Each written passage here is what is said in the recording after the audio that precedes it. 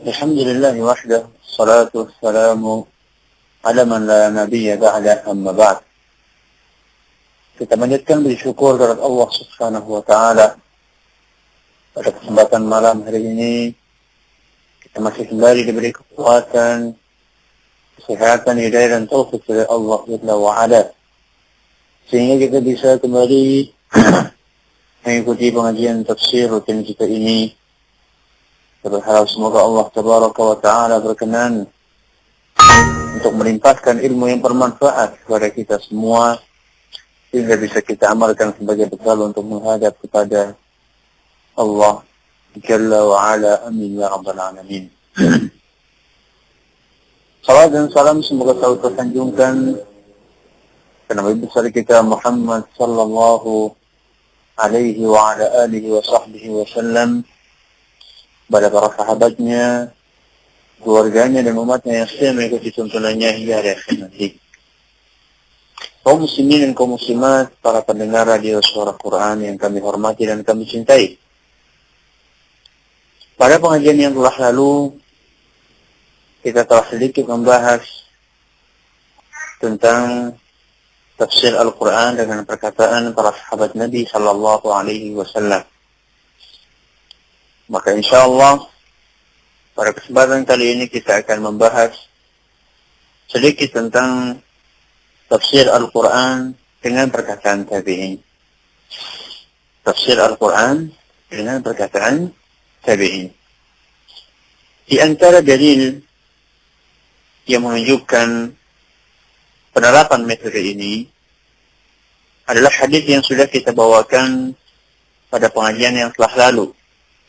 Itu hadis yang diriwayatkan oleh Imam Bukhari dan Muslim, di mana Rasulullah sallallahu alaihi wasallam bersabda, "Khairun nasi qarni, thumma alladhina yalunahum, thumma alladhina yalunahum." Yang artinya sebaik-baik generasi adalah generasiku, yaitu para sahabat Nabi sallallahu alaihi wasallam. Kemudian generasi berikutnya yaitu para tabi'in, dan generasi berikutnya yaitu para tabi'in.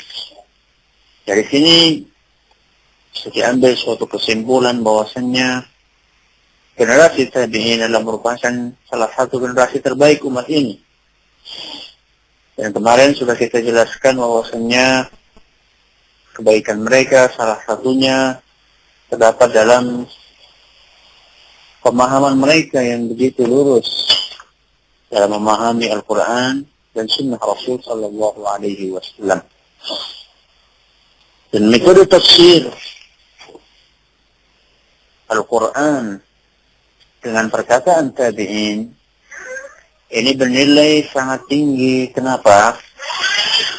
Karena para tabi'in rahimahumullah, mereka banyak menimba tafsir ayat Al-Quran dari murid-murid Rasulullah Sallallahu Alaihi Wasallam, yakni para sahabat beliau.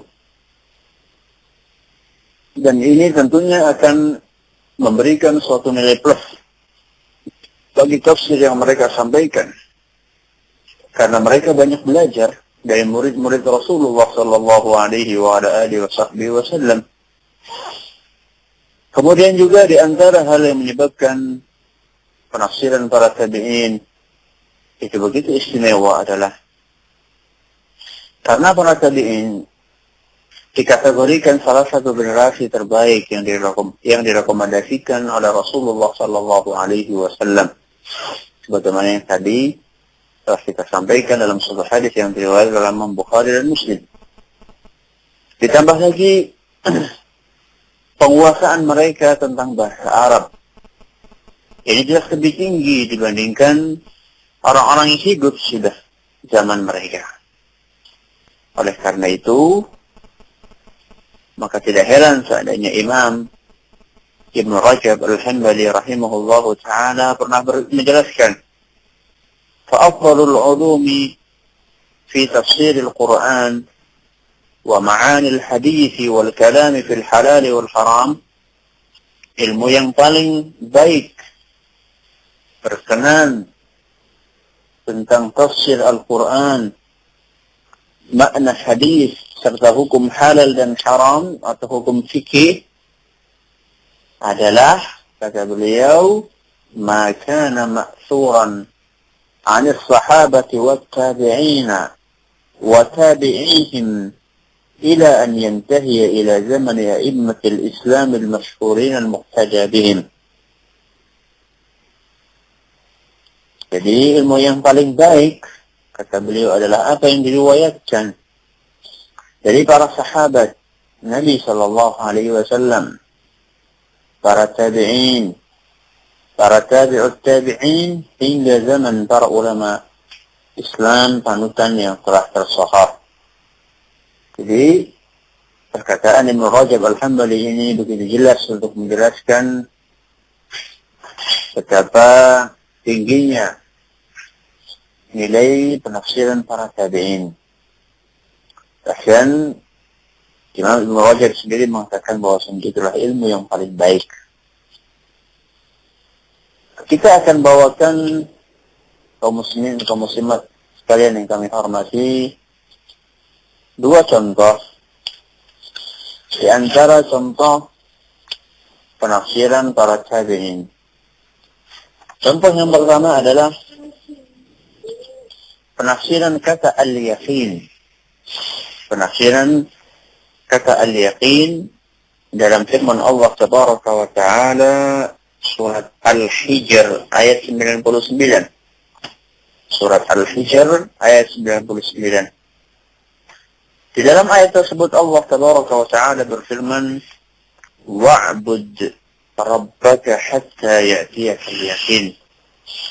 Yang artinya, beribadahlah kalian kepada Allah hingga al-yaqin datang kepada engkau.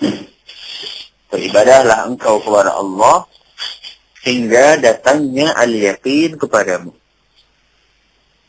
Nah, sebagian dari kaum sufi, mereka meyakini bahwasanya kewajiban untuk beribadah kepada Allah Tabaraka wa Ta'ala akan berakhir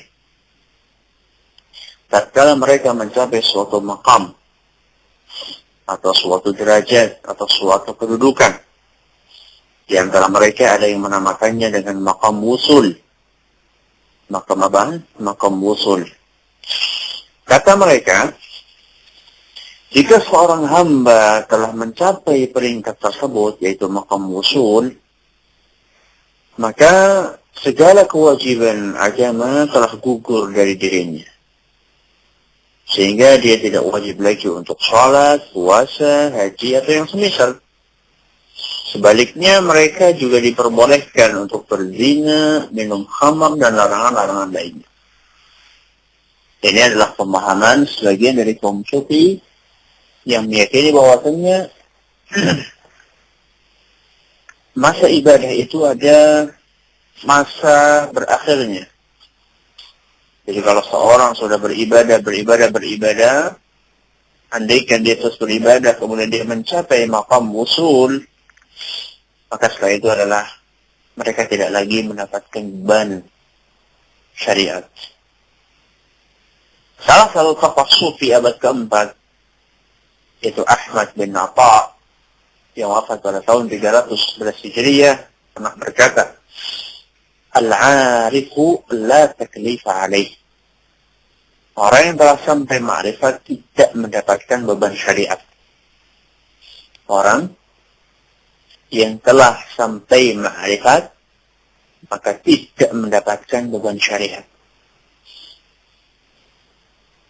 Tokoh sufi lainnya yang bernama Abu Yazid Al-Bustami. Abu Yazid Al-Bustami yang hidup pada abad ketiga Hijriah, atau tepatnya wafat pada tahun 261 Hijriah, dia pernah berkata, Ajibtu liman arafa Allah kaifa ya'buduh. Aku merasa heran kepada orang yang telah mengenal Allah, mengapa ia tetap beribadah kepadanya. Aku heran kepada orang yang telah mengenal Allah, mengapa ia tetap beribadah kepadanya. Jadi merupakan suatu hal yang aneh di mata Abu Yazid Al-Bustami. Andaikan ada seorang yang sudah sampai derajat ma'rifah atau telah mengenal Allah, kenapa dia masih beribadah kepada Allah Tabaraka wa Ta'ala? Karena itulah dikisahkan bahwasannya Abu Yazid Al-Bustami tadi pernah suatu siang dia mengeluarkan roti dari sakunya, kemudian memakan roti tersebut di hadapan umum, padahal saat itu sedang bulan Ramadan. Saat itu sedang bulan suci apa? Bulan suci Ramadan. Jadi dia bukan hanya mencontohkan dengan ucapan, tapi juga mencontohkan dengan praktek. Kalau dia menganggap dia telah mencapai taraf ma'rifat, maka dia pun tidak wajib untuk berpuasa. Nah, orang-orang sufi tersebut tatkala ditanya tentang dalil yang menunjukkan adanya maqam tersebut, sebagian dari mereka menyebutkan bahwasanya dalilnya adalah Al-Quran surat Al-Hijr ayat 99. Itu ayat yang sudah kita bawakan tadi di depan. Mereka mengatakan bahwa yang dimaksud dengan al-yaqin, wa'bud rabbaka hatta ya'tiyakal yaqin, beribadahlah kalian kepada Allah sampai datang ajal, sampai datang al-yaqin. Mereka mengatakan bahwasanya yang dimaksud dengan al-yaqin adalah maqam wusul, yaitu batas akhir kewajiban seorang hamba untuk mengamalkan ajaran agama. Mereka seperti itu. Jadi, wa'bud rabbaka hatta ya'tiyakal yaqin, beribadahlah engkau kepada Rabbmu sampai datang al-yaqin. Menurut mereka yang dimaksud dengan al-yaqin adalah maqam wusul. Jadi kalau orang sudah sampai peringkat tersebut, maka sudah terbebas dari apa? Dari beban syariat Islam. Nah, kaum muslimin dan kaum muslimat yang kami hormati, sebenarnya apa yang mereka lakukan tadi adalah merupakan salah satu contoh nyata tidak ditempuhnya metode yang benar dalam menafsirkan Al-Quran. Ini contoh ya, proyek percontohan kita dalam penafsiran Al-Quran yang tidak pakai kaidah. Dan sebenarnya al-yaqin, ya, perkataan al-yaqin yang disebutkan dalam ayat di atas, makna yang benar adalah al-maut atau kematian. Jadi makna ayat wa'bud rabbaka hatta ya'tiyakal yaqin adalah beribadahlah kalian kepada Allah sampai ajal menjemput. Jadi tatkala ajal menjemput baru selesai apa? Baru selesai beribadah. Nah, penafsiran ini, penafsiran kata al-yaqin dengan al-maut, dengan kematian, itu disebutkan oleh para tabi'in, ya, oleh para tabi'in. Di antaranya adalah Salim bin Abdullah, kemudian Mujahid, lalu Qatadah, Al-Hasan Al-Basri, dan Ibnu Zaid, sebagaimana dinukil oleh Imam At-Tabari dalam tafsirnya. Sebenarnya penafsiran mereka ini, itu penafsiran orang sufi tadi, itu sebenarnya pakai logika pun bisa dibantah. Dengan kita katakan, sudah sampaikah orang yang keimanannya paling sempurna, yakni Nabi kita Muhammad SAW, sudah sampaikah beliau kepada maqam tersebut, yaitu maqam wusul tadi? Andaikan mereka mengklaim bahwasannya Nabi SAW belum sampai ke dalam maqam tersebut, berarti secara tidak langsung dia telah mengklaim bahwasannya keimanan orang-orang sufi itu lebih tinggi daripada keimanan Rasul SAW. Na'udzubillah min dzalik. Andaikan mereka mengatakan sudah, ya Nabi SAW sudah sampai maqam usul, maka kita tanya, kalau beliau sudah sampai dalam maqam tersebut, kenapa beliau masih beribadah sampai akhir hayatnya? Bukankah beliau sudah terbebas dari kewajiban-kewajiban agama? Nah, saking ngawurnya pemahaman di atas, itu pemahaman yang mengatakan bahwasanya orang beribadah itu ada batas akhirnya selain kematian. Saking ngawurnya pemahaman tersebut sampai beberapa tokoh besar sufi sendiri juga mengingkari pemahaman yang nyeleneh tadi. Di antara yang mengingkarinya adalah Al-Qushairi, kemudian Al-Junaid, lalu As-Sahrawardi dan Abu Hamid Al-Ghazali. Bahkan salah satu di antara ulama ahli sunnah, yaitu Al-Qadhi Iyad, di dalam kitabnya Asy-Syifa, beliau jelas-jelas menegaskan bahwasanya keyakinan tersebut adalah merupakan keyakinan yang kufur, yang bisa mengeluarkan seorang dari agama Islam. Maka kita harus hati-hati dalam membaca tafsir, tidak sembarangan ya. Membaca tafsir itu tidak sembarangan. Atau ada tulisannya tafsir, langsung kita baca, enggak. Kita harus selektif. Tafsir ini, orang yang mengarangnya, apa haluan pemikirannya. Andaikan itu adalah merupakan orang-orang sufi, maka Imam As-Suyuti pernah berkata, wa amma kalam as-sufiyyati fil Qur'ani falaysa bitafsir. Adapun penafsiran kaum sufi seputar ayat atau Quran maka tidak dianggap sebagai sebuah tafsir. Ini saking apa? Saking tegasnya Imam As-Suyuti dalam menyikapi orang-orang sufi yang sebagian dari orang-orang sufi yang ngawur di dalam menafsirkan Al-Quran. Inilah contoh yang pertama, yaitu penafsiran kata al-yaqin. Adapun contoh yang lain adalah penafsiran suatu ayat yang oleh sebagian kalangan dijadikan sebagai argumentasi yang menguatkan keyakinan mereka bahwa Allah adalah ada di mana-mana. Ahlus sunnah wal jamaah, kaum muslimin dan kaum muslimat yang kami hormati, mereka meyakini bahwasanya Allah tabaraka wa ta'ala itu berada di atas arsy. Allah tabaraka wa ta'ala berada di atas arsy. Dan akidah tersebut adalah merupakan suatu akidah dan keyakinan yang dilandaskan di atas Al-Quran dan Sunnah Nabi SAW serta ijma'. Dan sekarang bukan saatnya untuk berpanjang lebar menjelaskan tentang dalil-dalil tersebut.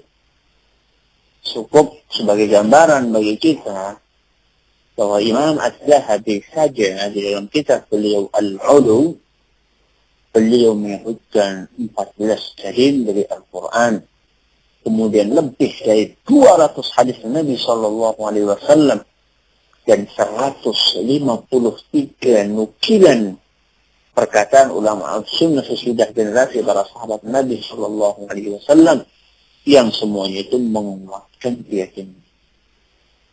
Namun, wahai kaum muslimin dan kaum muslimat yang kami hormati, ternyata ada suatu ayat dalam Al-Quran yang dipahami oleh sebagian kalangan sebagai dalil yang menunjukkan bahwasanya Allah itu ada di mana-mana, bukan di atas arsy.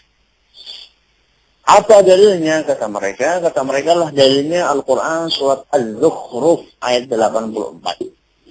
Di dalam surat Az-Zukhruf ayat 84, Allah subhanahu wa ta'ala berfirman, wa huwa alladhi fis sama'i ilahun wa fil ardi ilahun wa huwal hakimul alim. Yang artinya, dialah Tuhan di langit serta Tuhan di bumi, dan dialah yang maha bijaksana lagi maha mengetahui. Al-Quran surat Az-Zukhruf ayat 84. Nah, mereka berkata bahwasanya ayat tadi itu menunjukkan bahwasanya Allah itu ada di langit dan ada di bumi, alias ada di mana-mana. Kenapa? Karena dikatakan oleh Allah Subhanahu wa ta'ala dalam surat ini, bahwa huwa alladzi fis sama'i ilahun wa fil ardi ilah. Dialah Tuhan di langit dan Tuhan di bumi. Jadi, intinya Allah itu ada di mana-mana.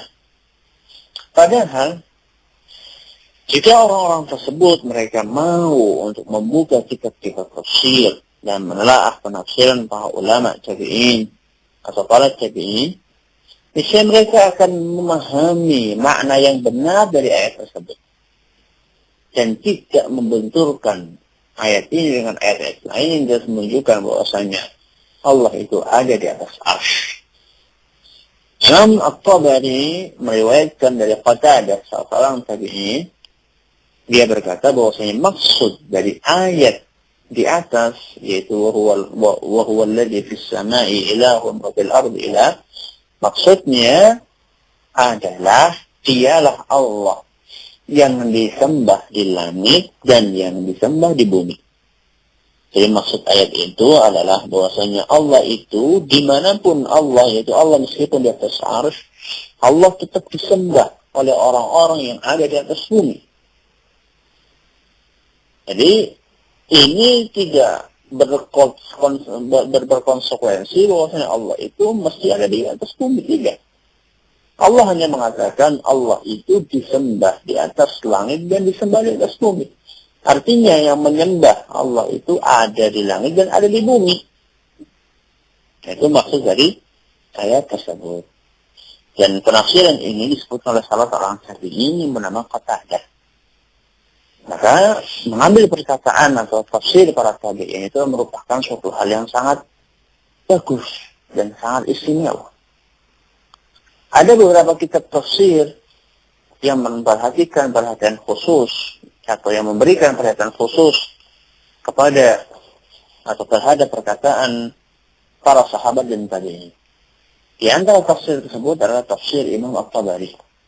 Tafsir Imam At-Tabari, kemudian Ad-Durrul Mansur, Ad-Durrul Al-Mansur kali As-Suyuti, dan juga tafsir Ibnu Abi Hatim rahimahumullahu ta'ala. Wallahu ta'ala a'lam wa a'lam. Silakan. Dari pendengar kita, bagaimana orang yang belajar tauhid dulu dan belum tahu mempelajari fikih, benar ataukah tidak? Dan apakah zaman sekarang ini mencari ilmu dengan cara mengembara itu adalah perkara yang dibenarkan, Ustaz? Belajar fikih dulu, belajar tauhid dulu sebelum belajar apa? Fikih. Iya betul. Ini betul, ini metode yang benar. Seorang muslim seharusnya mempelajari akidahnya terlebih dahulu sebelum mempelajari hukum-hukum yang kaitannya dengan masalah fikih. Nah, kemudian setelah seorang itu katakanlah mengetahui hal-hal primer dalam masalah akidah, baru kemudian dia memasuki hal-hal yang primer juga dalam masalah fikih. Misalnya adalah bagaimana cara sholat yang benar, bagaimana cara berpuasa yang benar, bagaimana pula cara berwudu yang benar. Jadi dengan seperti itu, seorang muslim dia akan mempelajari ilmu-ilmu yang sangat dibutuhkan, ilmu yang primer buat dia. Dan inilah metode yang benar. Jadi seorang itu memulai dengan apa? Dengan akidah, kemudian habis itu mempelajari fikih. Dan dalam akidah pun juga ada suatu hal yang pokok yang harus diketahui oleh setiap muslim. Ada beberapa, dan ada pula perincian atau hal-hal yang mungkin cukup rumit yang tidak wajib diketahui kecuali oleh para dai atau para ustaz. Begitu pula dalam ilmu fikih pun ada hal-hal yang serupa. Nah, yang kedua apa? Tentang mencari ilmu dengan cara mengembara, apakah itu dibenarkan saat ini, Ustaz? Yang dimaksud dengan mengembara ya, seandainya dimaksud dengan mengembara adalah berpindah dari satu guru ke guru yang lain setelah mengambil ilmu yang dimiliki oleh guru sebelumnya, maka itu betul.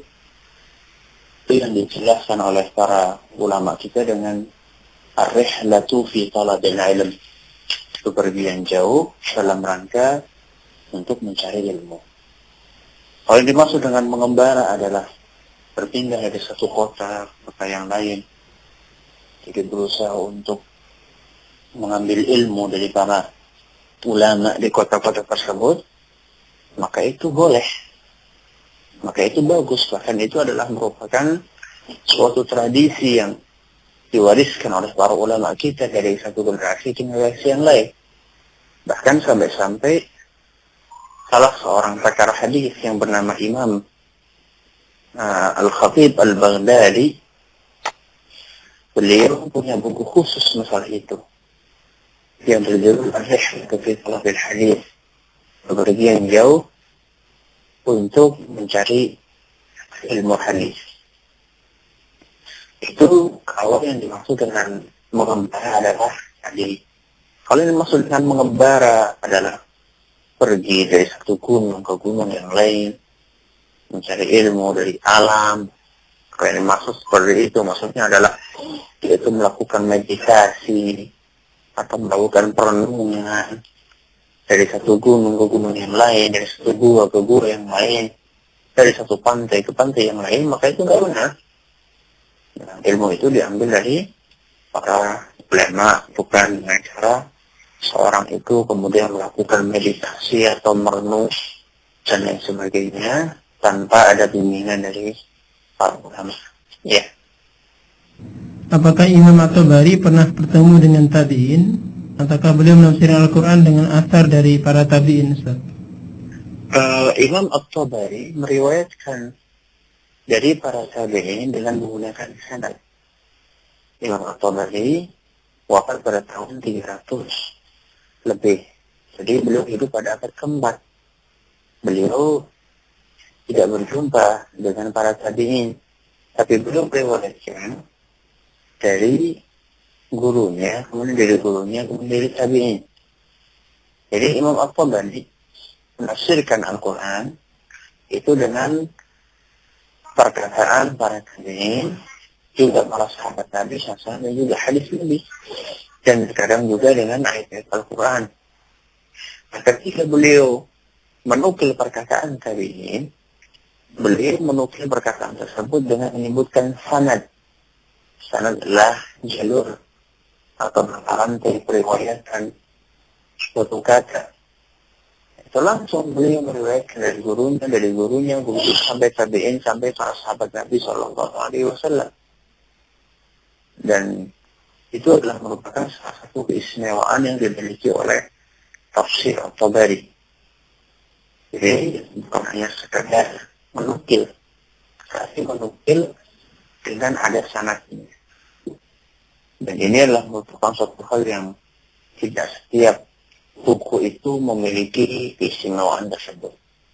Hanya saja di zaman yang saat ini di mana ilmu itu jarang dimiliki oleh kebanyakan orang, kita dapatkan orang-orang itu merasa enggan ketika melihat ada sanad ini dan sebagainya, kok panjang amat, kenapa langsung masuk kepada intinya aja. Ya, karena itulah orang tidak paham tentang urgensi dari sanad itu.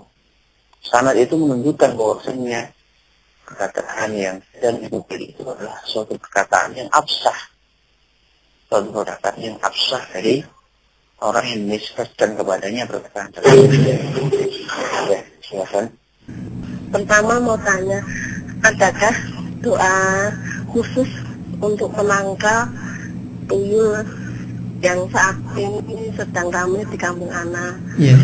Terus yang kedua, apakah boleh kita membaca tafsir Al-Maraghi? Itu Ustaz. Tafsir Al-Maraghi itu adalah salah satu tafsir yang ditulis oleh seorang penulis kontemporer.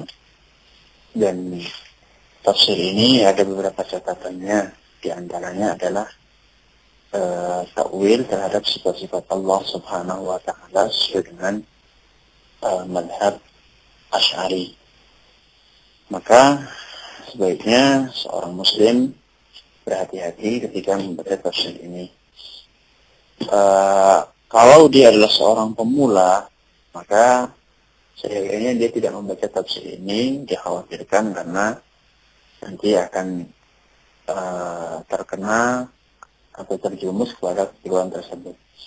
Tapi bagi seorang yang sudah berilmu dan dia sudah bisa membedakan antara yang hak dengan yang batil, kemudian dia ingin mengambil kaidah dari tafsir ini, dan dia rasa faidah tersebut belum dia temukan dalam tafsir para ulama terdahulu, maka insyaallah hal itu tidak mengapa.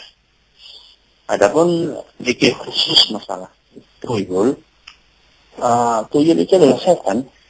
Tuyul adalah apa? Adalah setan.